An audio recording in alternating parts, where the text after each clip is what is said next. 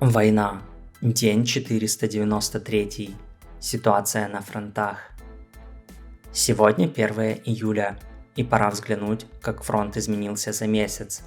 Особенно это любопытно в разрезе украинского контрнаступления, которое, как многими отмечается, началось 4 июня.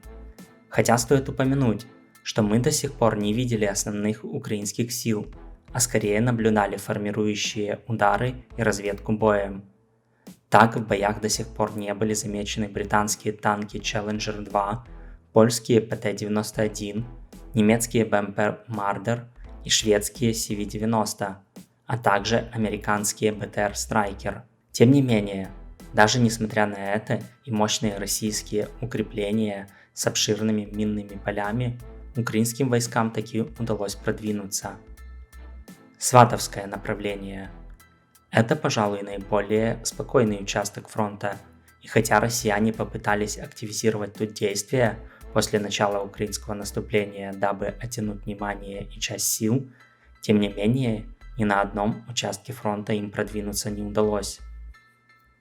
Северодонецкое направление.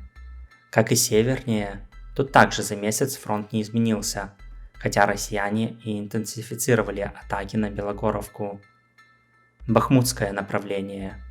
После того, как россияне в мае захватили Бахмут и из него ушли бойцы группы Вагнера, которые считаются наиболее опытными и боеспособными, российская армия стала терять по несколько сотен метров территории каждый день.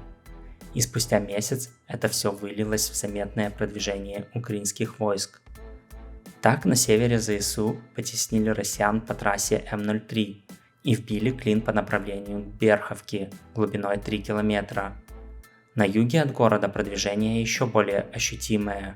Тут украинцам удалось вытеснить россиян с западного берега канала Северский Донец-Донбасс и самим перебраться на восточный берег в районе Курдюмовки, и за месяц продвижение составили около 4 километров. Донецкое направление. Основные бои тут сосредоточились вокруг Авдеевки, и значимых изменений фронта за месяц не произошло. Стоит лишь отметить небольшое продвижение украинских сил в районе Веселого, на севере от города. Бердянское направление.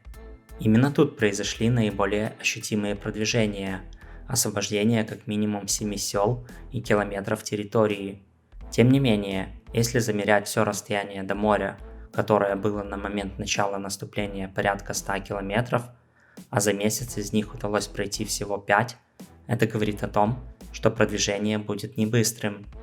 Но тут стоит отметить, что основные высоты находятся всего в 40 километров от линии фронта, и взятие их украинскими силами, скорее всего, может означать перерезание сухопутного коридора. Вряд ли, не имея контроля над ними, россияне смогут полноценно использовать дорогу вдоль моря. Токмакское направление. Здесь атаковала 47-я бригада, и мы с вами наблюдали подбитую украинскую технику в виде БМП Брэдли, а также танки Леопард. Это, с одной стороны, наиболее короткий путь на Мелитополь и, соответственно, перерезание сухопутного коридора, но с другой стороны, он наиболее очевидный и лучше всего укреплен. Но даже несмотря на все это, украинским войскам удалось продвинуться вплотную к селу Работине. Таким образом, за месяц продвижения составили порядка 4 километров. Херсонское направление.